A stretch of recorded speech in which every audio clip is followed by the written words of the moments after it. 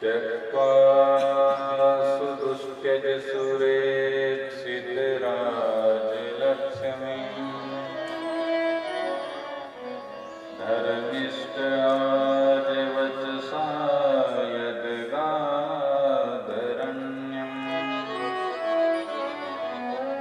मायामृगं दैतैर्षितमन्वधाव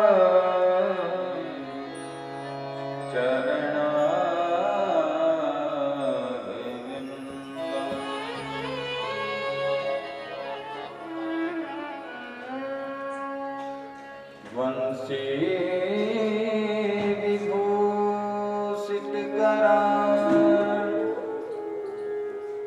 नवनीरदाभा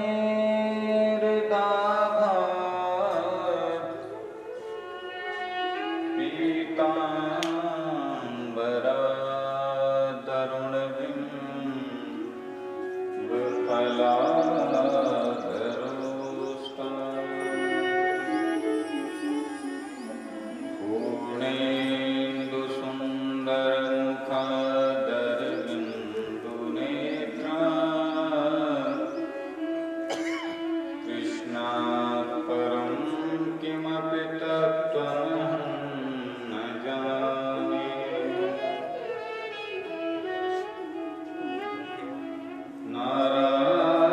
नारायणं नमस्कृत्य नरं चैव नरोत्तमं देवीं सरस्वतीं व्यासं ततो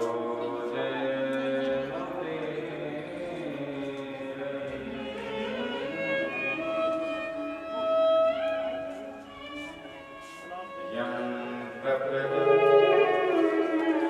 पुत्रेति तन्मयतया सर्वोऽखिलेन्दु तं सर्वभूतहृदयं मुनिमानतोऽस्मि।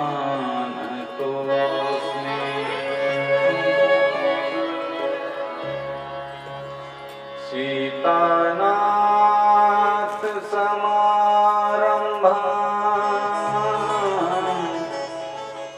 श्रीरामानन्दार्यमध्यमाम् अस्मदाचार्यपर्यन्ताम् वन्दे गुरुपरम्। जय जय नवल किशोर जय गोपी चितचोर प्रभु जय जय माखन चोर।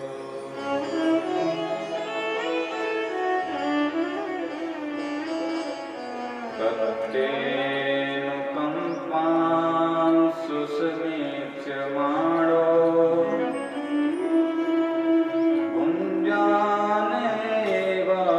भुञ्जानेवात्मकृतं विपाकम्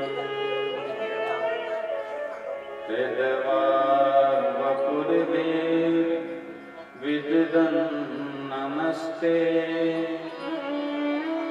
जीवेत यो मुक्तिपदे सदा यदा।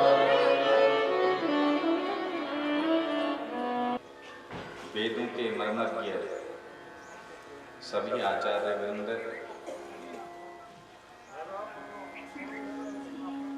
मां सरस्वती के कृपा पात्र मेरे हृदयंग, मेरे प्रिय संगीतज्ञ बंधु, पांडाल पर विराजमान भक्ति स्वरूपा शक्ति स्वरूपा मेरी मातृशक्ति, नारायण स्वरूप सभी सज्जन वृंद, बाहर से आए हुए सभी अतिथिगण, आप सबके चरणों में व्यासपीठ से मेरा कोटि कोटि वंदन प्रणाम नमन। इस सप्ताह ज्ञान यज्ञ के मुख्य आयोजक करता हमारे स्नेही श्री राकेश रोमाना जी, उनकी धर्मपत्नी एवं उनके समस्त कुटुंबीजन जिनका मन लगाया हुआ है, परमात्मा की भक्ति भाग्यशाली लोगों को ही मिलती है।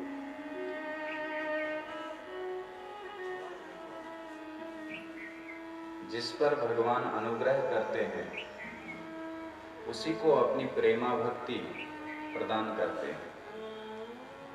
भाग्योदयेन बहुजन्म समर्जितेन सत्संगमं च लभते पुरुषो यदा वै न संविदाय हि तदोदयते विवेक।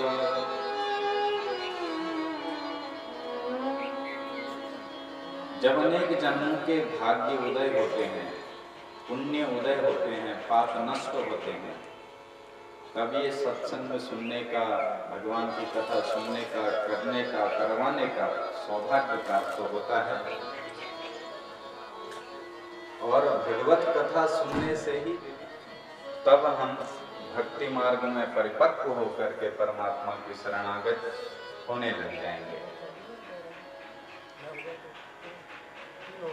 आज चतुर्थ दिवस की कथा में आप और हमने प्रवेश करना है और आप सोच रहे होंगे जिसकी कथा हो रही है उनको 4 दिन हो गए हैं अब तक नहीं आए हैं। इसका कारण है परमात्मा कब मिलते हैं, कब भगवान आते हैं। सबसे पहले पुरुषार्थ, प्रतीक्षा, इंतजार, तीसरा प्रार्थना। जब ये तीनों वक्त के अंदर आ जाते हैं तब भगवान आते हैं, इसलिए चौथे दिन आते हैं। पुरुषार्थ आप और हम भी कर रहे हैं, धर्म अर्थ काम मोक्ष। यहाँ बैठ करके 3-3, 4-4 घंटा एक आसन में बैठ रहे हैं, ये आपका हमारा पुरुषार्थ है।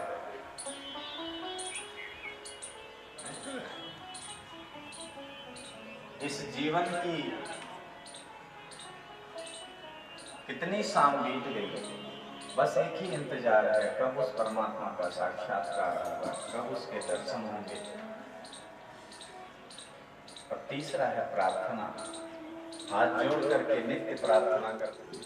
कब आप इस सबरी की कुटिया में आएंगे। सबरी ने तो 10,000 वर्ष तक, वाल्मीकि रामायण में लिखा है 10,000 वर्ष भगवान का इंतजार किया। और कभी न कभी तो दीनदयाल के कान भनक पड़ेंगे। और इसी भाव, यही भाव है देवकी वसुदेव को कारागृह में भगवान मिले। ये कारागृह क्या है, ये संसार के बंधन ही कारागृह है, यही जेल है। और परमात्मा सिद्ध महापुरुषों ने जेल बताया है, कारागृह बताया है। और यहाँ से सीधे नंद भवन में आएंगे। नंद भवन क्या है, ये गोकुल क्या है, इस पर थोड़ा विचार करें। देखो, गौ कहते हैं, गौ माता को भी कहते हैं, इंद्रियों को भी गौ कहा है। इंद्रियां, गौकुल का मतलब इंद्रियों का समूह। जब हमारी आंख भगवान को निहारने लगे, मुंह भगवान के गान करने लगे, कान भगवान की कथा सुनने लगे, तो इस गोकुल में, इस शरीर रूपी गोकुल में मन है यहाँ नंद, बुद्धि है यशोदा। जब मन और बुद्धि एक हो जाते हैं तो इस गोकुल में भी भगवान का प्रादुर्भाव हो जाता है, हृदय में भी भगवान आ जाते हैं। इसी भाव के साथ आप और हम परमात्मा को बुलाएं, चतुर्थ दिवस की कथा में प्रवेश करें। इससे पूर्व कुछ क्षण भगवान को अपने मनोभाव से रिझाते हैं। हे प्रभु मुझे बता दो हे प्रभु मुझे बता दो, चरणों से पाऊं। हे प्रभु मुझे बता दो, हे प्रभु मुझे बता दो,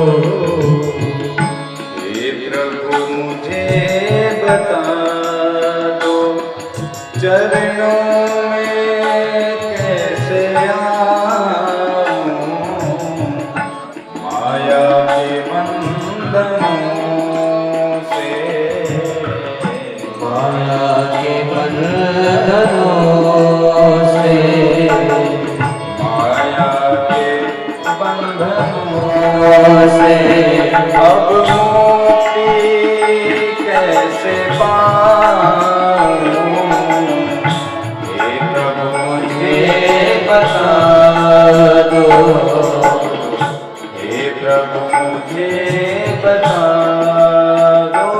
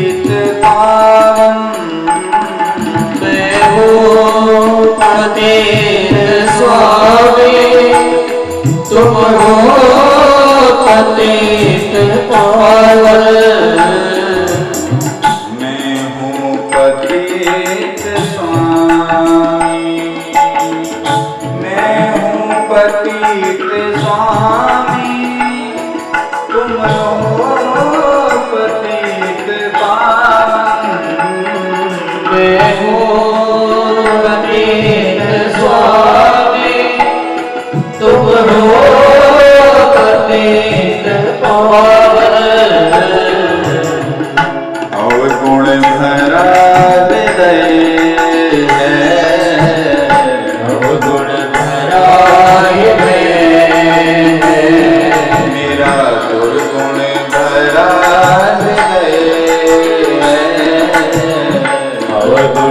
महाराज इसे कैसे मैं दिखाऊं,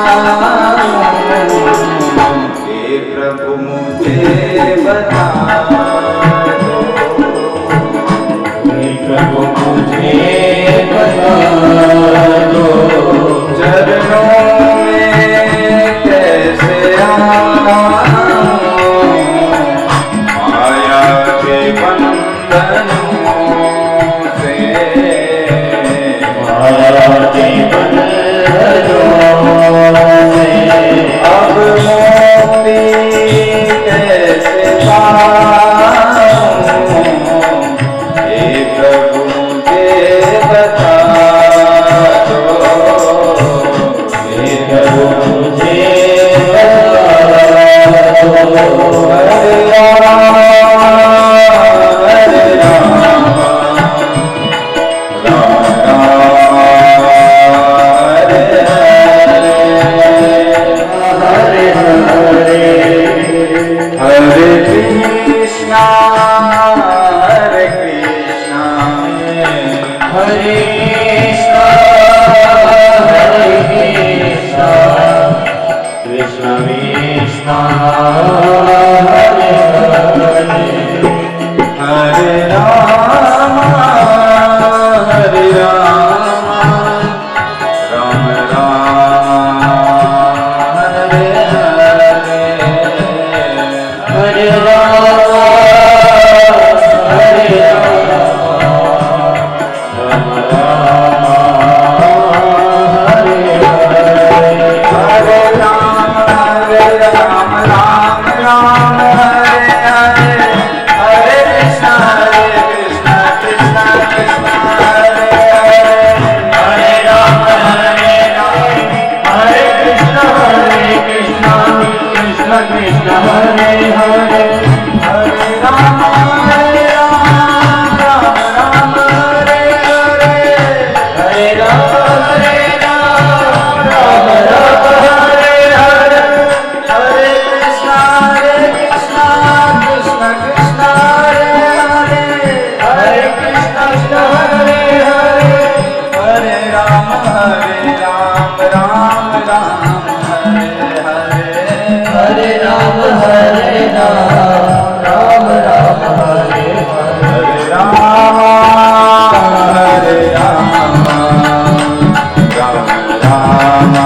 राम हरे हरे, हरे राम राम राम हरे हरे,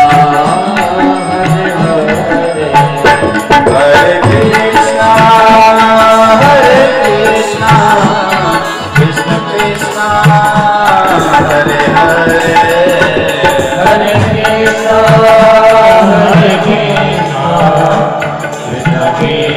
कृष्ण हरे हरे, हरे राम राम राम हरे हरे, हरे कृष्ण कृष्ण कृष्ण हरे हरे, हरे राम राम राम हरे हरे, हरे कृष्ण कृष्ण कृष्ण हरे हरे, हरे राम राम राम हरे हरे, हरे राम राम हरे हरे, हरे कृष्ण कृष्ण कृष्ण हरे हरे, हरे कृष्ण कृष्ण हरे हरे, हरे राम राम हरे हरे, हरे राम हरे हरे, हरे कृष्ण कृष्ण कृष्ण हरे हरे, हरे राम राम हरे हरे, हरे राम हरे कृष्ण कृष्ण कृष्ण हरे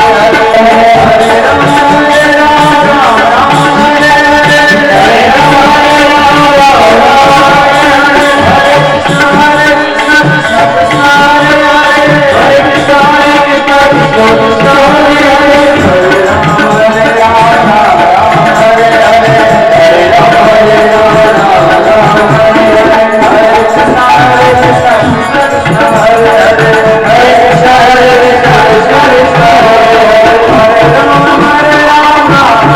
हरे हरे, हरे राम हरे हरे, हरे कृष्ण कृष्ण कृष्ण हरे हरे, हरे राम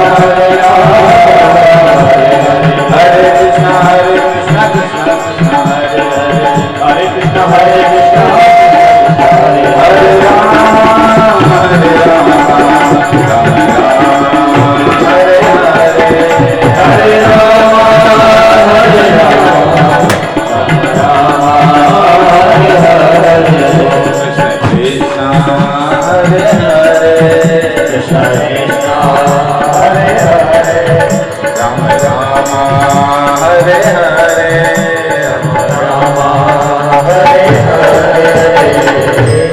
बोल राधा गोविंद भगवान की जय जय श्री राम। कि भगवान नहीं होते, आपके अंदर ये विचार आ जाएगा। और नास्तिक को कोई अगर अच्छा सद्गुरु मिल जाए तो वो आस्तिक बन सकता है। अगर आस्तिक एक बार नास्तिक बन जाए वो कभी फिर आस्तिक नहीं बन सकता है। ये बेन भी नास्तिक है। संत ब्राह्मणों भगवान में बिल्कुल विश्वास नहीं करता है। इसके दुख के कारण पिता को ही एक दिन घर छोड़ना पड़ा, गर्भ गुहा में प्रवेश हो गए। बहुत घोड़े दौड़ाए, पिता नहीं मिले तो फलस्वरूप बेन को ही राजा बना दिया। और जब नास्तिक सत्ता पर बैठ जाएं, नास्तिक लोग, तो ये पहला इसने अपना प्रस्ताव रखा, अपना मत रखा। प्रजा से कहा सुनो भाई, आज से ये पूजा पाठ सब बंद, हवन यज्ञ सब बंद, कोई पूजा नहीं करेगा, कोई हवन नहीं करेगा। संत ब्राह्मणों ने बोला भैया ऐसा क्यों कर रहे हो आप? बोला सुनो, प्रजा का असली भगवान राजा होता है। माला फेरना ज्यादा ही उचित समझो तो आज से कृष्णाय नमः नारायणाय नमः ये नहीं कहना है। तो बोले क्या कहना है? बेनाय नमः। अगर स्वाहाकार हवन करना ज्यादा ही उचित जरूरी समझो तो नारायणाय स्वाहा है, ये नहीं कहना है। क्या कहना है? बेनाय स्वाहा। बोल बेन महाराज की। हे भगवान, बड़े सीधे साधे लोग। बोल बेन महाराज की। अब लग रहा है आपकी बात समझ में आ गई। बेन की जय नहीं बोलनी है, नास्तिकों का जयकारा नहीं लगाना है, किसी व्यक्ति विशेष का जयकारा जय जयकार नहीं करनी है। जय जयकार करनी है तो हमारे ठाकुर जी की जय जयकार करनी है महाराज। बोल नारायण भगवान की जय जयकार भगवान की होनी चाहिए, नास्तिकों की नहीं है।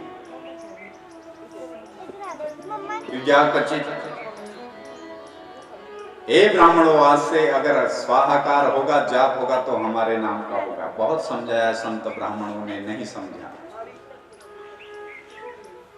हाथ में जल लेकर के अभिमंत्रित करके जैसे ही ब्राह्मणों ने इस बेन के ऊपर छोड़ा, इसका गोविंदाय नमो नमः हो गया।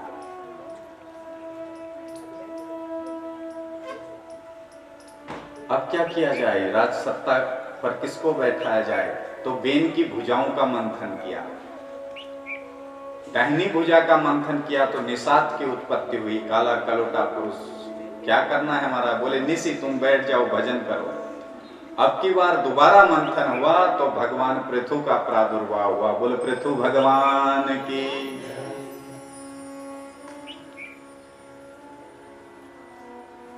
पृथु ने कहा भैया खूब कमाओ, खूब मेहनत करो, आनंद लो, भगवान का भजन करो।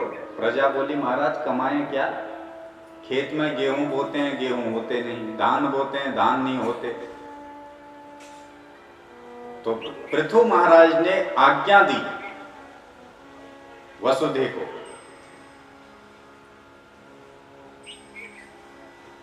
आप जननी हैं। पृथ्वी को कहा आप जननी हैं, आपका हमारा काम है आपकी सेवा करना, और आपका काम है हमको खाद्य पदार्थ देना। बहुत मेहनत करने पर भी जब खाद्यान्न नहीं होने लगे, क्रोध आ गया पृथु महाराज को। धनुष बाण उठाया और वसुदेव त्वां वदिष्यामि मच्छा संपरांगमुखी। अरे वसुदेव मैं तेरा वध कर दूंगा। तो ये पृथ्वी गाय का रूप धारण करके प्रकट होगी हाथ जोड़कर। इसीलिए पृथ्वी को गौ भी कहा जाता है। महाराज आप मुझे ना मारें, आपके पिता बेन के पापों के कारण मैंने सारे तत्व अपने अंदर समेट लिए हैं। ये पृथ्वी महाराज, ये बिल्डिंगों का भार है, ये कुएं, इनका भार पृथ्वी को भार नहीं लगता है। पृथ्वी में एक पापी हो जाए तो पृथ्वी मैया कहती है इस पापी का भार सहन करना मेरे लिए मुश्किल हो जाता है, और तब भगवान को आना पड़ता है इस पृथ्वी के भार को हरने के लिए। आप हल चलाओ महाराज, पुनः मैं सारे तत्वों को आपको प्रदान कर दूंगी। तो पृथु महाराज ने हल चलाया, दिव्या हल, और मीड लगाई। तो मीड में जो मिट्टी बच गई उसको रख दिया, कुछ हिमाचल में रख दिया है, कुछ अरुणाचल की तरफ रख दिए, कुछ उत्तराखंड की तरफ रख दिए। तो ये विशाल पहाड़ बन गए। जहां मीड लगी वो समतल, पंजाब हरियाणा के बढ़िया समतल भूमि बन गई। नगर गांव शहर की व्यवस्था बनाई पृथु ने, वर्ण व्यवस्था बनाई। देखो अब ये वर्ण व्यवस्था क्या है, कई लोग कहते हैं वर्ण से क्या मतलब है, और सुनो, जब तक वर्ण है तब तक ये सनातन है। सनातन की जो जड़ है वो वर्ण व्यवस्था है। जैसे मंत्रिमंडल की व्यवस्था होती है कि भाई एक जना प्रधानमंत्री बनेगा, एक मुख्यमंत्री बनेगा और सहायक मंत्री बनेगा, ऐसे ही हैं तो सब एक, उसी परमात्मा की संतान है। लेकिन भगवान ने कार्य सौंपे कि भाई तू पूजा पाठ का कार्य करेगा, तू वेदाध्ययन करेगा। क्षत्रिय को कहा कि भाई तुम युद्ध करोगे, इनकी रक्षा करोगे, सभी वर्णों की। वैश्य को कहा तुम व्यापार करोगे, बिजनेस करोगे, तो सबके पेट की व्यवस्था करोगे। और शूद्र को आदेश दिया तुम सेवा करोगे। तो ये जो व्यवस्था वर्ण, चातुर्वर्णम मया दृष्टा गुण कर्म विभाग स, भगवान के चारों वर्ण बनाए हैं और गुण कर्म के अनुसार जो जैसा कर्म करेगा उसका वही वर्ण है। इनकी निष्ठा को देख करके भगवान बड़े प्रसन्न हुए और इनके घर में साक्षात महर्षि पधारे, सनत कुमार। सनत कुमार जब आए तो पृथु महाराज बड़े खुश हो गए। आइए भगवान जय हो। संत जिस घर में पहुंच जाएं, विद्वान लोग उनके चरण जिस घर में पड़ जाएं, प्रेम से बोलो, वो घर घर नहीं महाराज, वो तो स्वर्ग बन जाता है। बोले क्यों? व्यालाल यद्रुमाते व्यतिरिक्त खिल संपदा यद्ग्रहास्त पादीय पाद तीर्थ विवर्जिता। व्यालाल यद्रुमाते व्यतिरिक्त खिल संपदा, वृक्ष बहुत हरा भरा हो, फलों से भी लदा हो, लेकिन उस हरे भरे फलों वाले वृक्ष की जड़ में डेरा किसका हो? बोले व्यालालयत, सांपों का डेरा हो। ना तो उस वृक्ष से कोई फल ले सकता है, ना उस वृक्ष की कोई छाया ले सकता है। वो वृक्ष किस काम का? तो बोले कोठी बहुत बड़ी बड़ी हैं, बिल्डिंगें बहुत बड़ी बड़ी हैं, न तो उस घर में कभी संतों का आवागमन होता है, न विद्वान ब्राह्मणों के चरण पड़ते हैं। बोले वो घर नहीं है, वो मरघट है। वहां काल कभी भी अपना डंडा बजा सकता है, किसी की भी अकाल मृत्यु हो सकती है। संत के चरण जहां पड़ते हैं वहां क्या होता है? बोले पादरज, संतों के जो चरण हैं उन चरणों में तीर्थों का रज, तपस्या की धूली लगी रहती है। वो चरण जिस घर में पड़ते हैं वहां के अमंगल अकाल अपने आप ही दूर हो जाते हैं। इसीलिए कहा संत विद्वानों के दर्शन ही काफी है। जयति जगति माया यस्य काया धवस्ते वचन रचन मेकम केवलम चाकलय्य ध्रुव पदमपि यातो यत्कृपातो ध्रुवोयम सकल कुशल पात्रम ब्रह्मपुत्रो नतास्मि। भक्ति कहती है नारद जी से, आपके दर्शन मात्र से महाराज लोगों का उद्धार हो जाता है। तव दर्शनान मुक्ति। न वेद शास्त्र ध्वनि गर्जितानि न विप्रपादोदक कर्दमानि शमशानि तुल्यानि ग्रहाणि तानि। न कभी उस घर में वेद शास्त्रों की ध्वनि गूंजे, वेद मंत्र गूंजे, न संत ब्राह्मणों के चरण पड़े, वो घर घर नहीं है। क्या है? शमशानि तुल्यानि ग्रहाणि तानि। वो घर घर नहीं, शमशान है, घर है। तो अध्ययनस पितरस तृप्ता अध्ययना पावितम कुलम। पृथु भगवान कहते हैं सनत कुमारों से, आज मेरा भाग्योदय हुआ जो आप चल करके सीधे हमारे घर आए हैं महाराज। संत किसी के घर बिना कहे बिना बुलाए आ जाएं तो भाग्य समझो ये।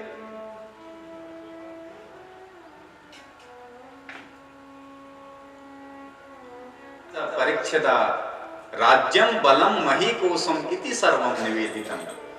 आप कहो तो महाराज अपने प्राण आपके चरणों में रख दूं, आप कहो तो राज्यम बलम मही कोशम, पूरा साम्राज्य आपके चरणों में निवेदित कर दूं। देखो गुरु कैसा होना चाहिए, चेला कैसा होना चाहिए, यहाँ पे बताया है, यहाँ से सीखना चाहिए। गुरु शिष्य परंपरा क्या है? खाली कान फूकवा लेने से कोई चेला नहीं हो जाता, कान फूक देने से मात्र से कोई गुरु नहीं होता।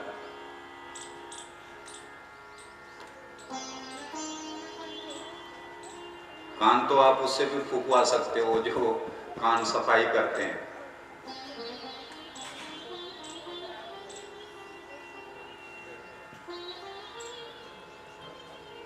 तो ये कहते हैं आपको मही, धन, कोष, साम्राज्य जो चाहिए वो हम आपको देने को तैयार हैं। सनत कुमार बोले वाह चेलाराम, तब तो अपने घर की तिजोरी की चाबी सौंप मांगो। पूरे राज्य की चाबी सनत कुमारों के हाथ में दे दी, सनत कुमारों ने ले ली, जिससे हमारा कल्याण हो, आत्मज्ञान हो। हमको वो गुरु है जो आत्मज्ञान करवावे। बड़ा आनंद, इतना आनंद, सत्संग की ऐसी गंगा बही कि भगवान प्रकट हो गए। नारायण भगवान शंख चक्र गदा पद्म धारण किए हुए, सबने भगवान को प्रणाम किया। और ये सत्य है महाराज। देखो जहां भक्ति है वहां शक्ति बहुत है। आज चतुर्थ दिवस है, लाला का जन्म दिवस है, देखो माहौल भी वैसा ही बना है, मौसम ने भी वैसे ही करवट ले ली है। तो ये भक्ति में शक्ति है। जहां निष्काम भाव से यज्ञ होते हैं, आज भी वहां चमत्कार देखने को मिलता है।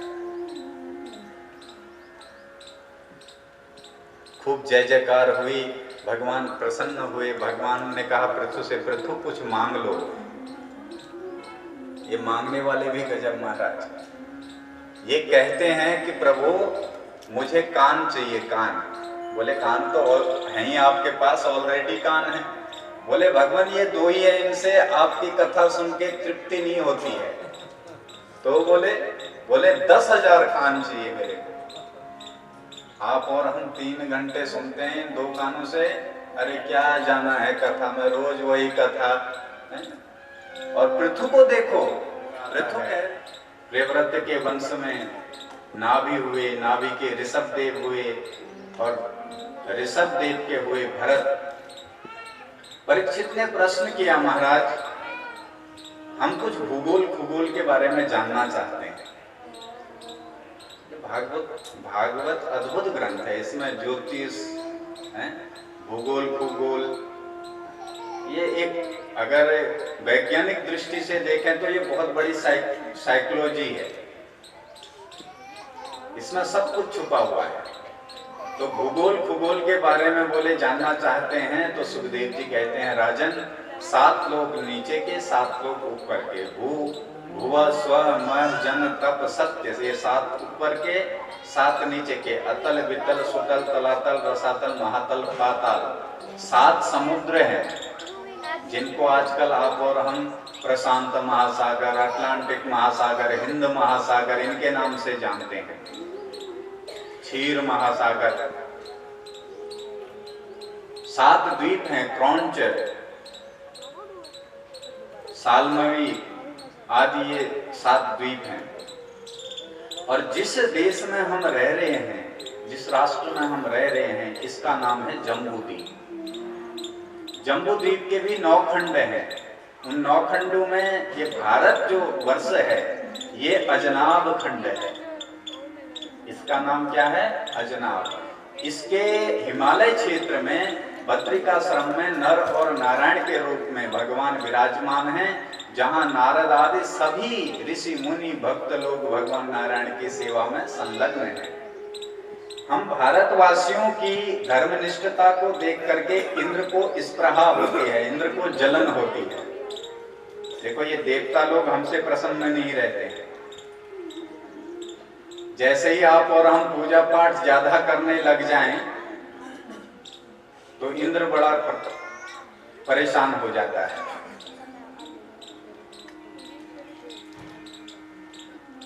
और जलन होती है इन देवताओं को हमसे, तभी तो बाधा डालते हैं ये हमारे।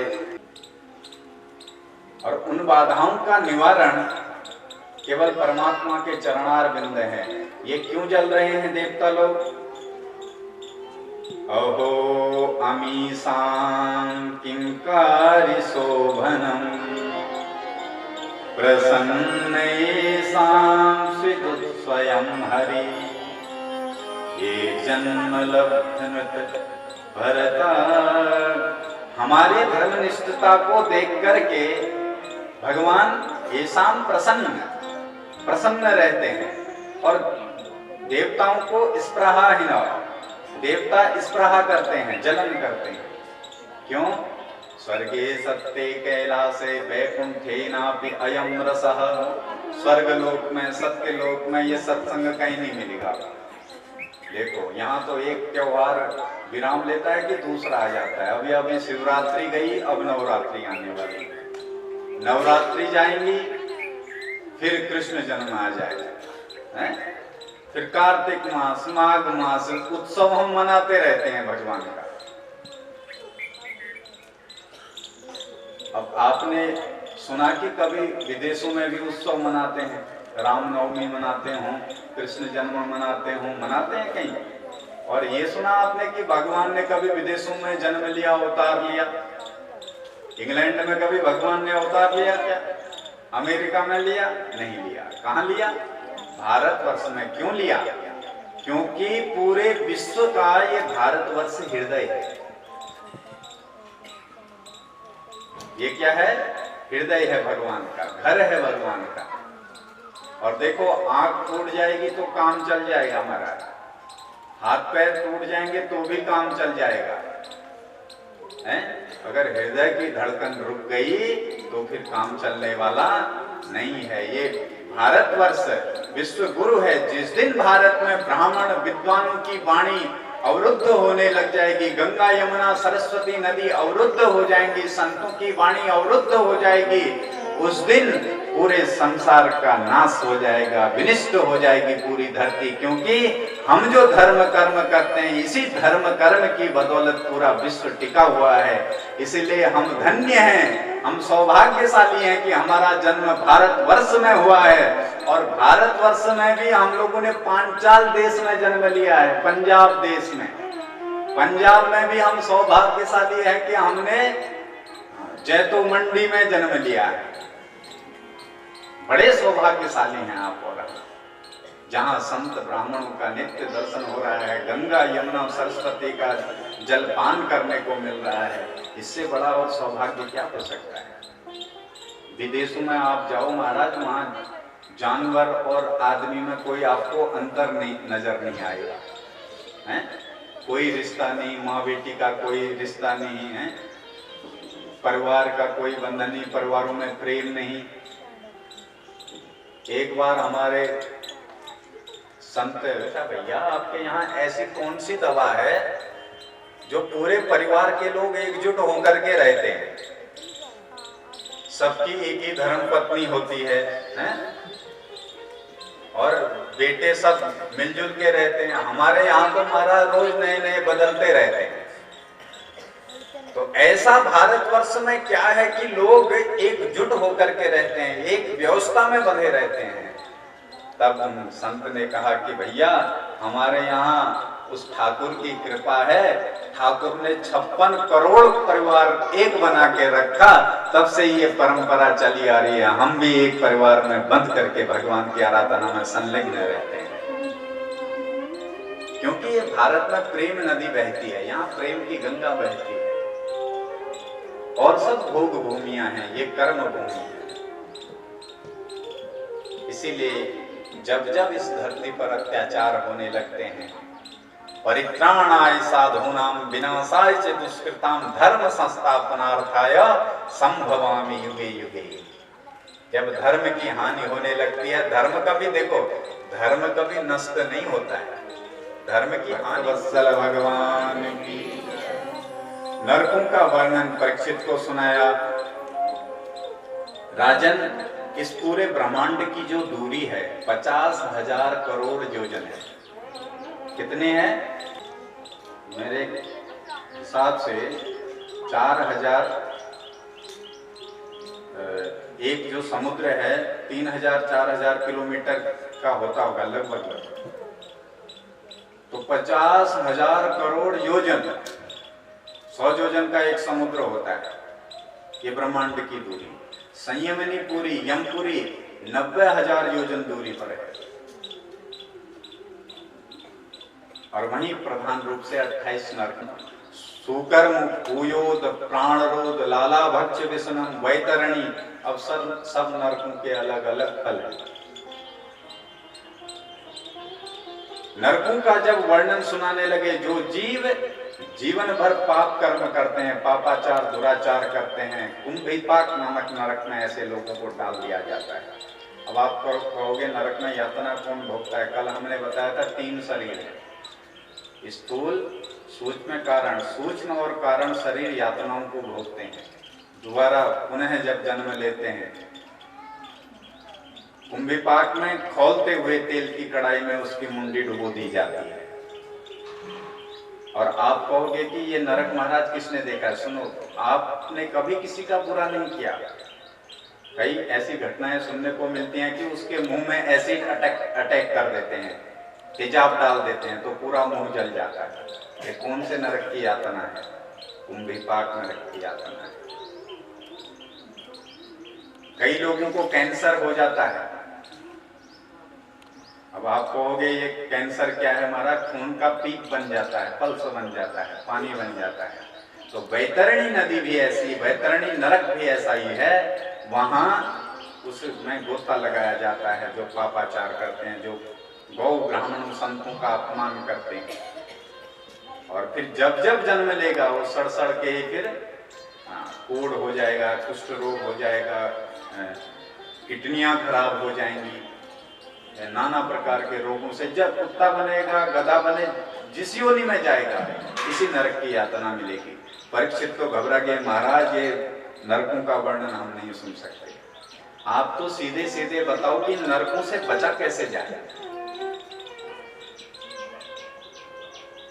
श्री सुखदेव जी कहते हैं, राजन, इन नरकों से बचने का एक ही उपाय है, वो है भगवत चरणाश्रय। भगवान के चरणों का आश्रय यदि हम ले लें तो इन नरकों की यातना से आप और हम बच सकते हैं। केवल के या भक्त्या वासुदेव परायण, वासुदेव भगवान के परायण हो जाएं। ये सरल साबुन है। देखो, नरक है धोबी घाट, ध्यान से सुनना। ये मनुष्य का जो चोला है, शरीर है, ये सुंदर वस्त्र है, सफेद वस्त्र। भगवान ने हमें सुंदर चोला दिया, हमने क्या किया? इसमें दाग में दाग, दाग में दाग लगाए। और फिर ये जब दाग ज्यादा लग जाते हैं तो कपड़े को हम कहाँ देते हैं? धोबी के। और धोबी उस कपड़े के साथ क्या करता है? खूब डंडे से कूटता है। तो जो इस चोले से पाप करते रहते हैं, ऐसे लोगों को नरक में धोबी घाट में डाल दिया जाता है। जा वहां से तेरे को धोबी धोधा करके बढ़िया शुद्ध करके भेज देंगे। फिर तो महाराज सरल साबुन कौन सा है? कोई सर्फ बता दो, ऐसा साबुन बता दो जिससे घर में ही साफ हो जाएगी, धोबी घाट जाने की जरूरत ही ना पड़े। तो वासुदेव परायण, सुखदेव जी कहते हैं, राजन, भगवान के राम नाम रूपी साबुन आप अपने खरीद लो, ले लो, हैं? खूब राम नाम जपो। कन्नौज में रहने वाला एक ब्राह्मण, नाम है इसका अजामिल। प्रेम से बोलो, जरा जोर से बोलो। आज तो लाला आने वाला है, जब जोर जोर से बोलोगे तब आएंगे वो। तो कन्नौज में रहने वाला ब्राह्मण नाम है इसका अजामिल। अज कहते हैं माया को, मिल कहते हैं जो मिला हुआ है। आप और हम भी अजामिल हैं, माया में मिले हुए हैं। अजामिल ने अपनी पत्नी को छोड़ दिया, एक परपुरुष में रत गणिका को देखा, उसको घर ले आया। इसके 8 पुत्र हुए। अब की बार गर्भवती है गृहिणी। भक्त है यहाँ एक।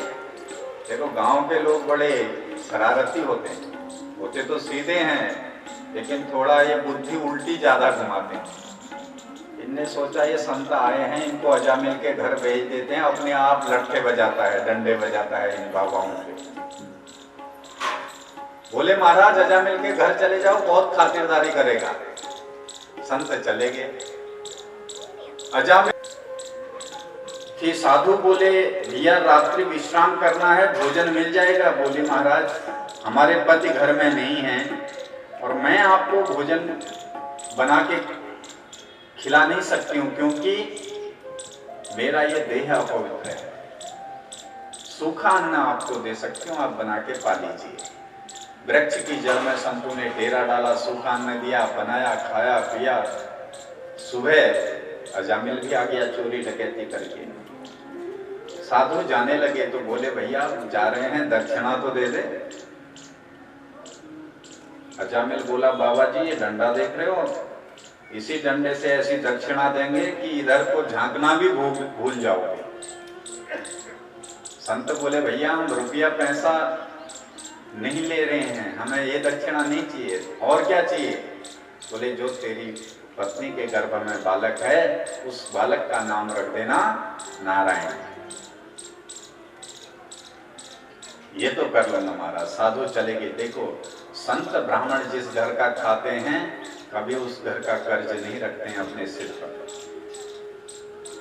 साधु ने खाया था इसके घर का तो कर्ज भी उतार के गए।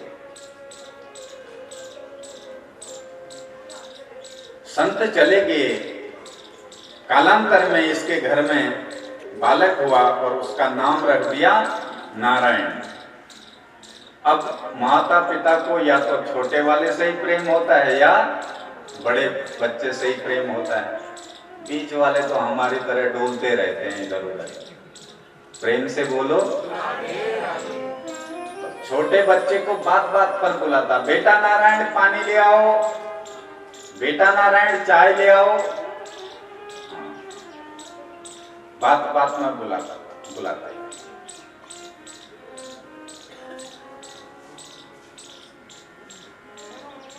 समय बीता, बुढ़ापा आया, यमदूत इसको लेने के लिए आए। जैसे ही इसने यमदूतों को देखा तो घबरा गया। दूरे क्रीडन का सक्तम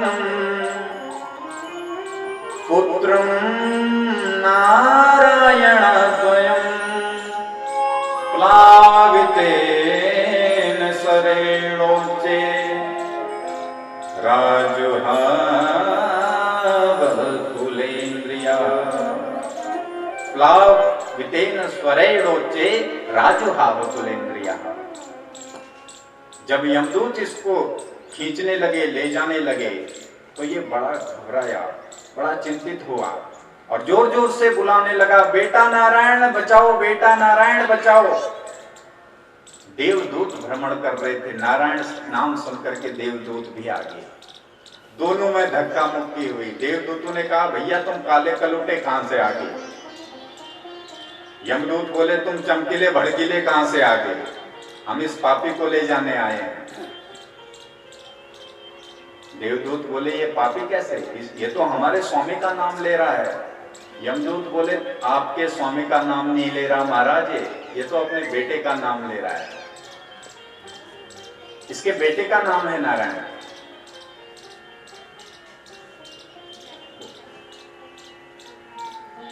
भगवान के दूत बोले भैया एक बात बताओ, इसके बेटे का नाम कब से नारायण है?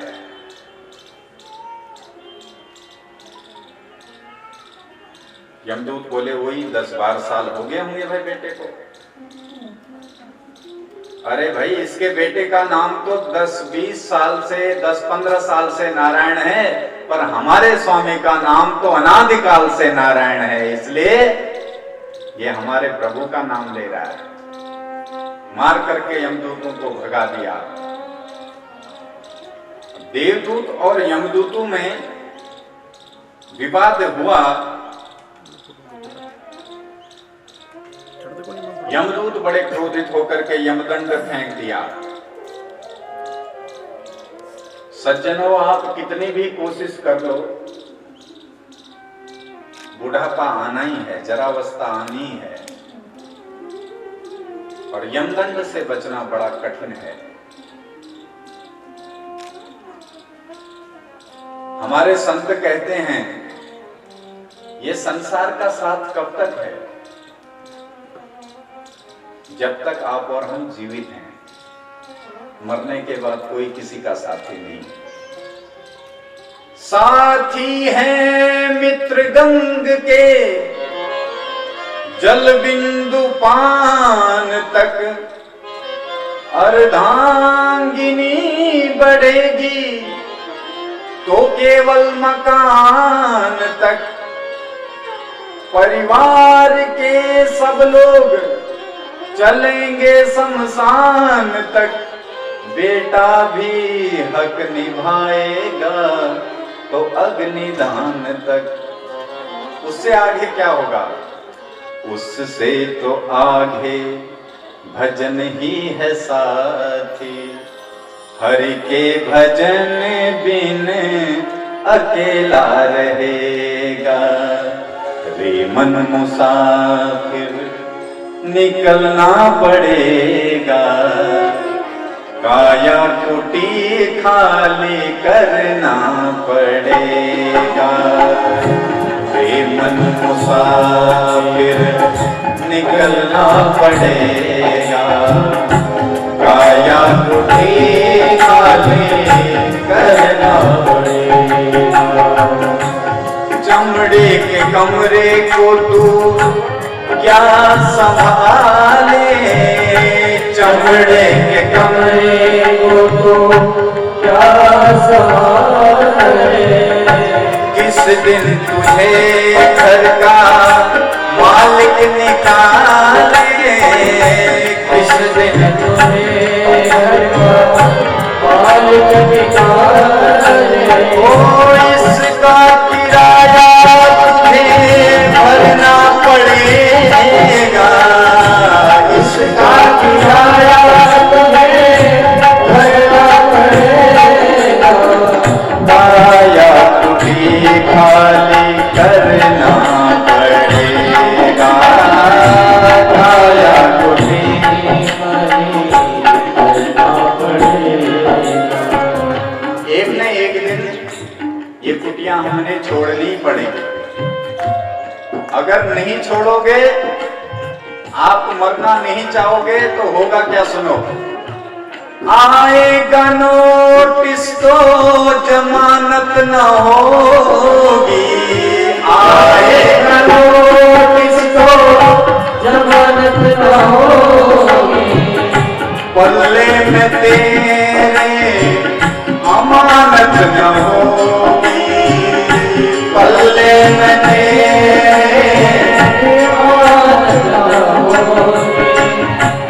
फिर होके कैद तुझको जाना पड़ेगा, फिर होके कैद तुझको जाना पड़ेगा। काया कुटी खाली करना पड़ेगा, काया कुटी खाली करना पड़ेगा।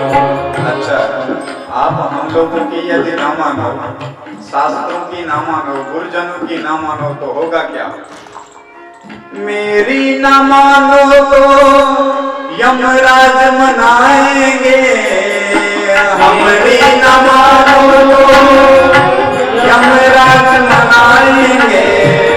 तेरा कर्म दंड मार मार भुगताएंगे, तेरा कर्म दंड मार मार भुगताएंगे।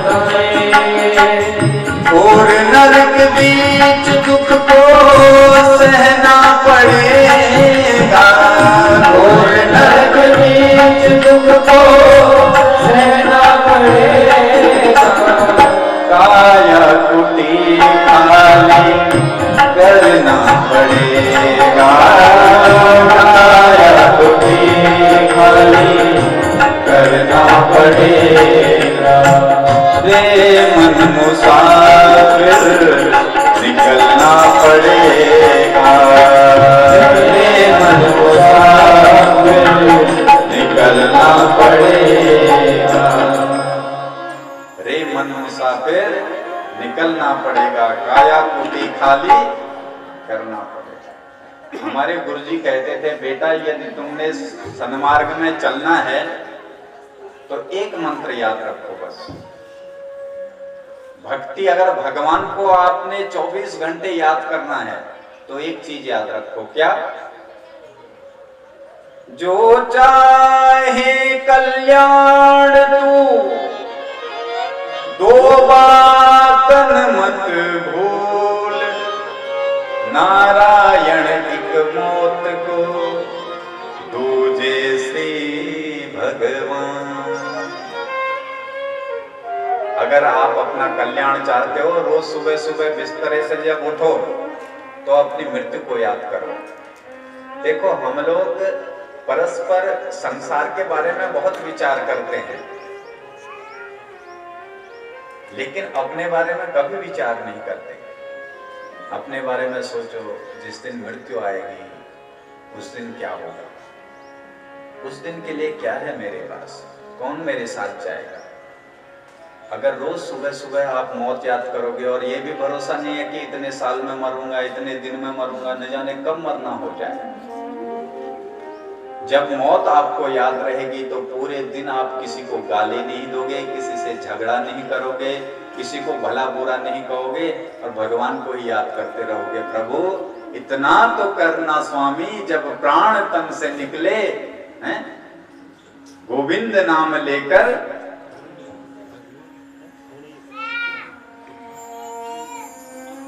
निरंतर मृत्यु जिसको याद रहेगी उसको नारायण भी याद रहेंगे। जिसको मौत याद नहीं रहेगी उसको नारायण भगवान की याद कभी नहीं आ सकती, बड़ा मुश्किल।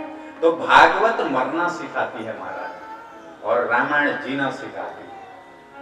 मरना सीखना हो तो भागवत सुनो, और जीना सीखना हो तो रामायण सुनो, रामचरितमानस सुनो। गीतानंद जी कहते हैं, गीतानंद कहते हैं कि फिरेगा तू एक दिन रोता रोता, लख 84 में खाएगा गोता। फिर जन्म लेके मरना पड़ेगा, काया कुटी खाली करना पड़ेगा। ये हमारे गीतानंद जी महाराज, जहां मैं बता रहा था कि 11,000 संत नित्य भोजन पाते हैं, प्रसाद पाते हैं, उन्हीं की ये रचना है, उन्हीं का लिखा हुआ ये भजन है। तो संत अनुभव करके कुछ लिखते हैं। और सबसे बड़ा सत्य यह है कि हम अजामिल हैं, एक दिन हमारा भी यही हाल होना है जो इसका हुआ है। नारायण ये संवाद सुन रहा, ये अजामिल नारायण और यमदूतों का ये संवाद सुन रहा था। इसने कहा मैंने गलती से भगवान का नाम लिया, तो मुझे छुड़ाने के लिए भगवान के दूत आ गए। अगर पूरे जीवन भगवान का नाम लिया होता तो यमदूतों का स्पर्श कभी मिलता ही नहीं। सज्जनों, जैसे भी आप लोग भगवान का नाम लो, देखो उसके लिए नाम लेने के लिए कोई नियम नहीं। बिस्तरे में सोए सोए लो, सोए रहो और नाम जपते रहो। रोटियां बेलते रहो तुस्सी, हाँ, और कौवे में डालते रहो, राधे राधे बोलते रहो। हाँ, ऑफिस में जाओ, कलम चलाते रहो, फाइलें बनाते रहो, हिसाब करते रहो, और राम नाम जपते रहो। भाये कुभाय अनक आलस हूँ, भाये कुभाय अनक आलस हूँ। नाम जपत मन गलती से दस हूँ, नाम जपत मन गलती से दस हूँ। भाये कुभाय अनक आलस हूँ, नाम जपत मंगल दिस दस हूँ। भाये कुभाय अनक आलस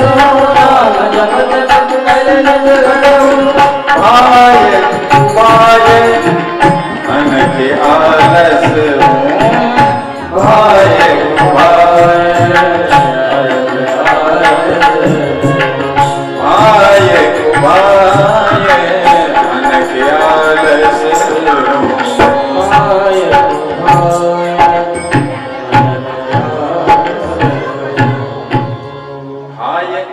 कुभाय अनख्याल लसों। प्रेम से बोलो। और आप सबसे निवेदन है बिल्कुल शांति से बैठ जाएं। देखो कथा में अगर आप लोग इधर उधर बातें करोगे, इधर उधर डोलते रहोगे तो ये कथा गड़बड़ा जाती है, हिलने लगती है।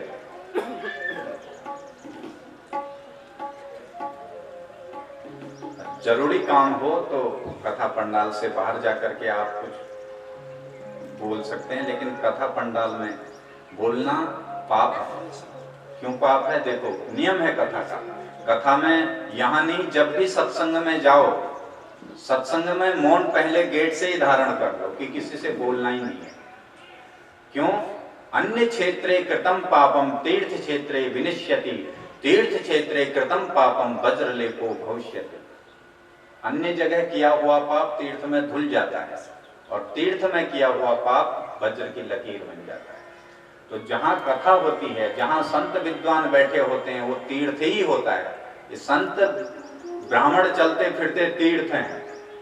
गंगा में नहाने के लिए आपको हरिद्वार जाना पड़ेगा, लेकिन ये लोग भगवान के इस कथा रूपी गंगा को अपने हृदयंगम करके आपके घरों तक पहुंचाते हैं। इसलिए कभी भी संतों के पास, कथा में ब्राह्मणों के पास बैठो तो वहां नर्गल बातें नहीं करनी चाहिए। शांति से बैठ के सुनो। और ये हम अपने फायदे के लिए नहीं कह रहे हैं आपको ऐसा, इसमें आप लोगों का ही फायदा होना है। अगर आप बातें करेंगे तो जो ध्यान से सुन रहे हैं उनका ध्यान भंग होगा, अथवा जो सुना रहा है उसका ध्यान भंग होगा, तो उसका पातक लगेगा। इसलिए शांति से बैठ करके कथा सुने। प्रेम से बोलो, जरा जोर से बोलो।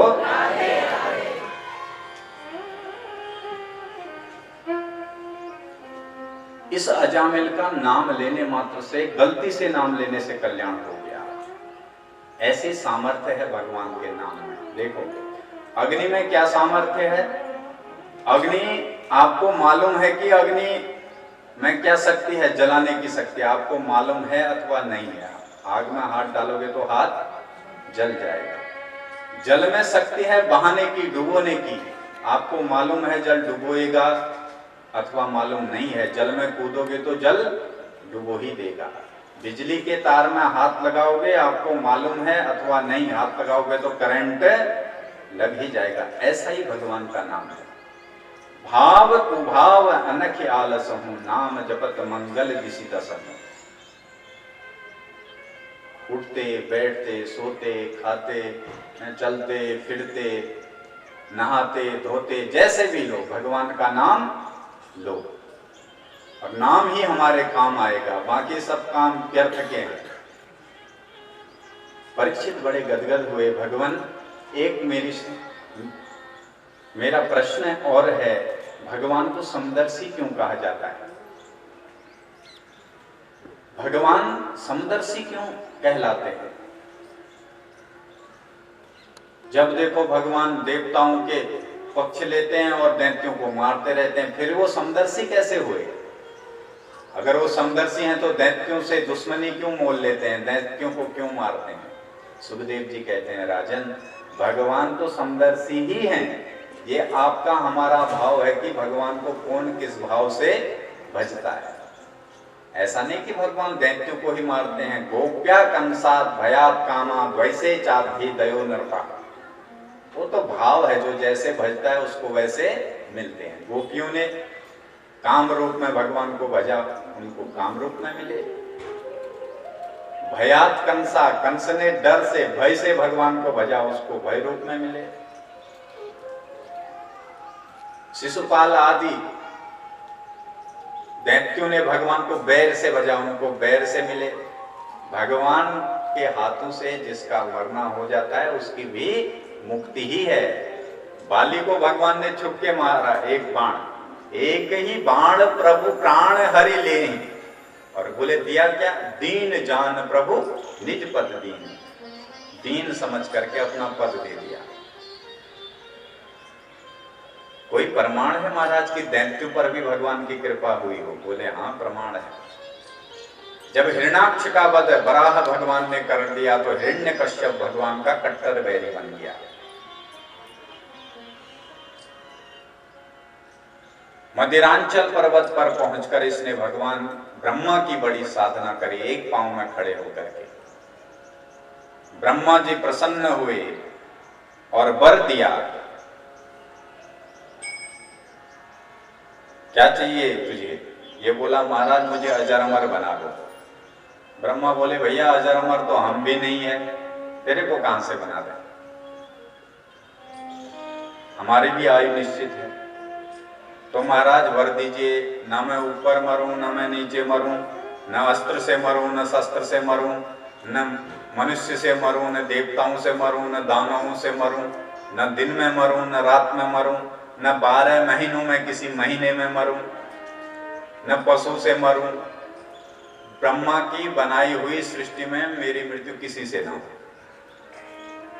बस कर भैया, इतने बार आज तक मैंने किसी को नहीं दिए, पर इतनी कठिन तपस्या भी मेरी किसी ने नहीं करी, इसलिए तथास्तु कह दिया ब्रह्मा जी ने। अब इसने सोच लिया अब तो हम त्रिलोकी के नाथ हो गए, अजर अमर हो गए। तुरंत इसने स्वर्ग में धावा बोला, इंद्र को बंदी बना लिया, वरुण को बंदी बना लिया, और इंद्र से कहता है ए इंद्र चल झाड़ू लगा, वरुण से कहता है ए वरुण चल पानी भर के ला। सबको नौकर बना के रख दिया। अब देवता लोग रोने लगे, परेशान, भगवान से प्रार्थना करने लगे, प्रभु इस दुष्ट से कैसे भी मुक्ति दिलाओ। भगवान ने कहा चिंता न करो। इस हिरण्यकश्यप के 4 पुत्र हुए, उनमें सबसे छोटे का नाम है प्रहलाद। ब्राह्मण्यम शील संपन्न सत्य सध्यो जितेन्द्रियः। ये बचपन से ही बड़े शील संपन्न है, भगवत भक्ति में इनका बड़ा मन लगता है। गयाधु के जब ये गर्भ में थे तो नारद जी से वही ज्ञान प्राप्त कर लिए थे। प्रेम से बोलो।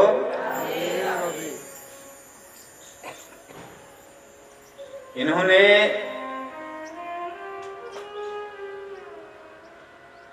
ब्रह्म ज्ञान माँ के गर्भ में ही ले लिया। ये इसीलिए कहते हैं जब माताएं गर्भ धारण करें तो उन्हें भगवान की कथा, भगवत चरित्रों को खूब सुनना चाहिए, पढ़ना चाहिए, क्योंकि बच्चे के जो संस्कार बनते हैं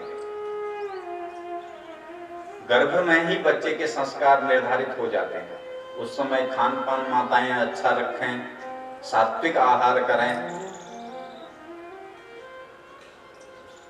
चिंतन उनका अच्छा हो, मनन अच्छा हो।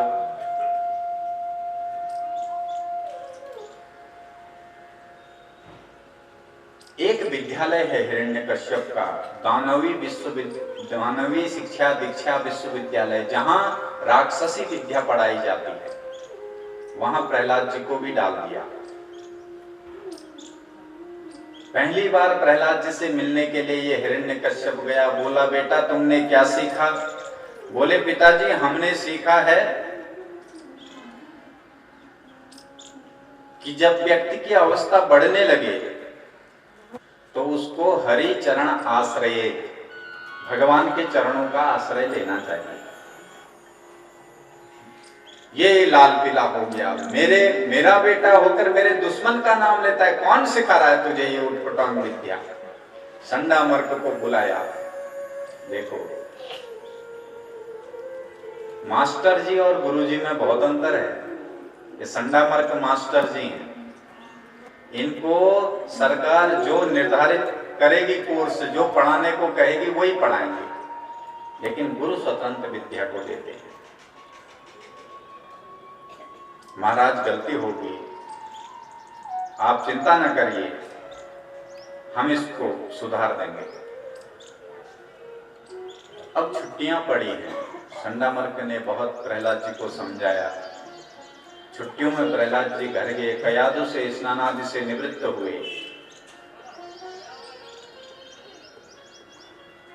पिता से मिलने के लिए पिता के पास गए, बड़ा खुश हुआ, अपने अंक में बैठाया और पूछा, बेटा प्रहलाद अब की बार तूने क्या सीखा? तो प्रहलाद जी कहते हैं, पिताजी अब की बार 9 बातें सीखी। ये बोलने लगा, अच्छा इसका मतलब राक्षसी दानवी 9 विद्याएं सीख के आया होगा मेरा बेटा। सुना बेटा क्या सीख के आया? तो प्रहलाद जी कहते हैं, श्रवणं कीर्तनं विष्णु स्मरणं पाद सेवनम अर्चनं वंदनं दास्यं सख्यात्म निवेदनम सख्यात्म निवेदनम। अब की बार 9 भक्ति सीख के आए हैं। पहली भक्ति क्या है? श्रवणम। श्रवण सुजस सुनी आय हूं प्रभु भंजन बहु। ये सुनना। देखो दूसरे दिन भी हमने बताया था, श्रोतव्य कीर्तितव्यश्च स्मर्तव्यश्च इच्छता भयं। तो सबसे जो पहली भक्ति है वो श्रवण भक्ति है। और कथा में तो आप और हम 9 की 9 भक्तियों का स्मरण करते हैं, और ये सुनना जो आप और हम कर रहे हैं, ये सबसे उत्तम भक्ति है, भगवान की कथा सुनना। सबरी मैया ने भी इस भक्ति का अनुसरण किया।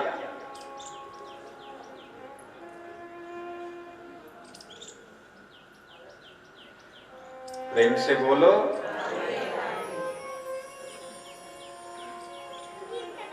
भगवान राम की बड़ी अद्भुत ये भक्त हुई महाराज सबरी। सबरी माँ का स्मरण आते ही आनंदित हो जाता है। इसका नाम किसी को मालूम नहीं है महाराज की किस नाम की है, बस जाति से ही लोग इसको जानते हैं। सबर जाति में उत्पन्न हुई है। सबर ये भीलों को कहते हैं जो जंगलों में मांसाहार करके अपना जीवन यापन करते हैं। बहुत छोटी है सबरी, बाल अवस्था है, विवाह होना निश्चित हो गया। तमाम जानवरों को बंदी बना दिया गया। कल बाराती आएंगे, इन सब जानवरों को मार के मांस खिलाएंगे बारातियों को। माँ से पूछा सबरी मैया ने, माँ ये इतने सारे जानवर बंदी क्यों बनाए हैं? माँ ने कहा, बेटी कल तेरा विवाह होना है, जो बाराती आएंगे उनको इनका मांस खिलाएंगे मार करके। सबरी मैया का तो हृदय विदीर्ण हो गया, क्योंकि पूर्व जन्म से ही ये भक्ति निर्धारित होती है। रात भर सो नहीं पाई। रात्रि में देखा सब सो गए हैं, उठ करके गई, जहां जानवर बंदी बनाए थे वो दरवाजा खोल दिया और सब जानवरों को मुक्त कर दिया। जब जानवर भागे, मुक्त हुए, तो सबरी मैया को आशीर्वाद देगी, सबरी तूने हमें मुक्त किया है, हम आशीर्वाद देते हैं तू जीवन मुक्त होगी, ये हमारा आशीर्वाद है। आप ये मत समझना कि जो बोल नहीं सकते उन जानवरों में प्राण नहीं, उनका मन नहीं, उनका आशीर्वाद नहीं लगता है। सबसे ज्यादा लगता है महाराज। आप हम तो बोल सकते हैं, जो मूक हैं सेवा तो उनकी करनी चाहिए। छतों में जाओ, दाना डालो। देखो हम दान वहीं देना चाहिए, दान वहीं करना चाहिए जहां उसका सदुपयोग हो। दान पाने योग्य वास्तव में ये जानवर है। छत में दाना डालो, पानी रखो पंछियों के लिए, गाय के लिए। अपने घर के बाहर एक पनडुब्बी बनाओ जिसमें गौ माता गर्मियों के जो गलियों में घूमते हैं, सांड गाय आवारा कुत्ते, वो जल पिए, आपको आशीर्वाद दें। ये सेवा है। हमारे नामदेव जी महाराज गंगोत्री से जल भर के ले गए काशी विश्वनाथ को चढ़ाने के लिए। जल लेकर के काशी विश्वनाथ के नीचे तलहटी पर पहुंचे थे। एक गधे को तड़पते हुए देखा, प्यास से तड़प रहा था। नामदेव जी को विचार आया, इस कमंडल का जल इस गधे को पिला देता हूं, क्योंकि मेरा जीवन रहा तो भोलेनाथ के अभिषेक के लिए दोबारा जल भर लाऊंगा। लेकिन अगर मैं इसको तड़पता छोड़ गया तो मेरे बाबा मेरे से प्रसन्न नहीं होंगे। इसलिए अपने कमंडल का जल जैसे ही गधे के मुंह में डाला, वहीं से भगवान भोलेनाथ प्रकट हो गए महाराज। मंदिर जाओ तो मंदिर में दान नहीं भी दोगे तो भगवान प्रसन्न हो जाएंगे, आपसे नाराज नहीं होंगे। लेकिन मंदिर के बाहर जो गरीब लोग हाथ फैलाए बैठे रहते हैं, उनको अगर आपने वस्त्र दे दिया, भोजन दे दिया, तो भगवान आपसे वहीं बाहर ही प्रसन्न हो जाएंगे। और हमारे बाबूजी बैठे हैं भटिंडा से, इन्होंने हमें धर्मपुत्र भी बनाया और हमारा ये सौभाग्य है। हम लोग 4 धाम यात्रा में गए,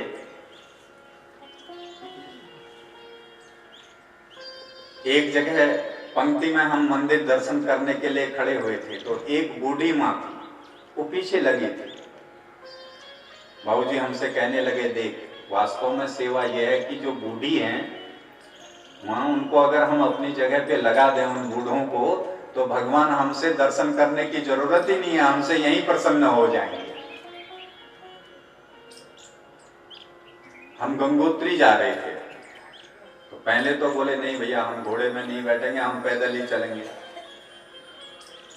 थोड़ा ऊपर गए तो बोले प्रकाश अब मैंने लगता है कि साडी उम्र हो गई है तो हमने कहा बाबूजी घोड़े कर लेते हैं। तो घोड़े किए, बोले अब भाई क्या करें, घोड़े करेंगे अगले जन्म में, फिर हमें इनका कर्ज उतारना पड़ेगा। तो घोड़े ले गए। घोड़े जब वापस आए तो 5-5 किलो चने खरीदे। हमने कहा बाबूजी ये क्यों खरीद रहे हैं? बोले भाई घोड़े को खिलाएंगे नहीं क्या? अरे उसके मालिक को तो हम पैसा देंगे, घोड़ों को क्या मिलेगा? तो 5-5 किलो उसको बोले भाई मेरे सामने मैं खिला, तेरा क्या भरोसा, घर जाके दाल बना लेगा चनों की। तो उन घोड़ों को खिलाया। ये मंदिर तीर्थ की यही महत्ता है कि हम जिस भगवान के दर्शन करने के लिए जा रहे हैं, वो भगवान हमें कण कण में दिखने लग जाए, प्रत्येक जीव में दिखने लग जाए। ये वास्तव में यात्रा है। मंदिरों में वैसे ही बहुत पड़ा रहता, हम कहते हैं कथाओं में नहीं दोगे, हम लोगों को नहीं दोगे तो हमारा चल जाएगा काम, क्योंकि हम जहां भी जाते हैं वहां से हमें मिल ही जाता है। लेकिन गरीब बच्चे जो पढ़ नहीं पा रहे हैं, जिनके पास पढ़ने के लिए पैसा नहीं है, शिक्षा का अभाव है, उनको अगर हम देंगे, इसलिए हमने एक भागवत भक्त मंडली का निर्माण किया। जितना भी हो सकता है उसमें जब कोई हमारे पास ऐसा बच्चा आता है तो उसकी शिक्षा के लिए हम सब लोग या गरीब कन्या के लिए सहयोग करते हैं। हमारे पंजाब से बहुत जुड़े हैं, हमारी बहन बैठी हैं, ये भी उसकी सदस्य हैं, आकांक्षा, हमारी माता जी भी, ये सब लोग जुड़े हुए हैं। हमारी जेब से कुछ नहीं जाता, 500-500, 1000 चला जाता है, लेकिन जिसकी सेवा करते हैं उसके लिए बहुत इकट्ठा हो जाता है उसकी, और वही आशीर्वाद है, वही हम तो महाराज, मेरा अपना अनुभव है, वही वास्तव में पूजा है। अष्टादश पुराणेषु व्यासस्य वचनद्वयम् परोपकार पुण्याय पापाय परपीडनम्। परोपकार ही वास्तव में पुण्य है। यही पूजा, ये घंटी घुमाने से, आरती घुमाने से भगवान नहीं मिलने वाले। भगवान परमार्थ से, सेवा से मिलते। सबरी मैया ने उनको मुक्त किया, आशीर्वाद दिए, मैया तूने हमें मुक्त किया है, हम आशीर्वाद देते हैं, तू जीवन मुक्त होगी। सबरी मैया रात में ही भाग गई घर से। अगर सुबह पिताजी लोगों को पता चलेगा तो न जाने हमें कौन सा दंड मिलेगा। भाग गई। अब जहां जाए, ब्राह्मण लोग कहें अगर इसको छू लिया तो छूने में भी पाप समझते थे। संतों के पास जाऊं, वो लोग मेरे दर्शन भी कर लेंगे तो न जाने वो लोग पाप समझेंगे, तो पूरा दिन छुपे रहती है जंगल में। और रात्रि में जाती है, संतों के आंगन में झाड़ू लगाती है, लकड़ी बीन करके संतों के आंगन में कुटिया के बाहर रखाती है। मतंग ऋषि स्नान करने नदी में जाते थे तो रास्ता इनको बिल्कुल साफ मिलता था। कौन आता होगा ये झाड़ू लगाने? कुटिया उठते ही साफ मिलती थी। मतंग ऋषि ने शिष्यों से कहा जरा देखो रात्रि में कोई सेवा के लिए आ रहा है। शिष्यों ने देखा कि रात में सबरी मैया जब सब सो रहे हैं तब झाड़ू लगा रही है कुटिया में। ऋषि शिष्यों ने उनको पकड़ लिया और बांध के रख दिया। प्रातः काल ऋषि उठे, कहा कौन हो देवी, क्या नाम है बेटा आपका? जैसे ही हाथ उसके सर में रखने लगे, अरे स्वामी जी आप मेरे को मत स्पर्श करिए महाराज, आपने मुझे छू लिया तो ये समाज आपका छुआ हुआ खाएगा भी नहीं। मतंग ऋषि बोले बेटा मैंने तुझे बिटिया बोल दिया है तो तू मेरी बिटिया ही है और नाम है मेरा मतंग। हाथी को भी मतंग कहते हैं और मैं भी मतंग कहलाता हूँ। मुझे दुनिया की परवाह नहीं, वो मुझे क्या कहेंगी, तेरा ये पिता मतंग है, वो दुनिया की परवाह नहीं करता, तू मेरी बेटी है, आज से यहीं रहेगी मेरे आश्रम।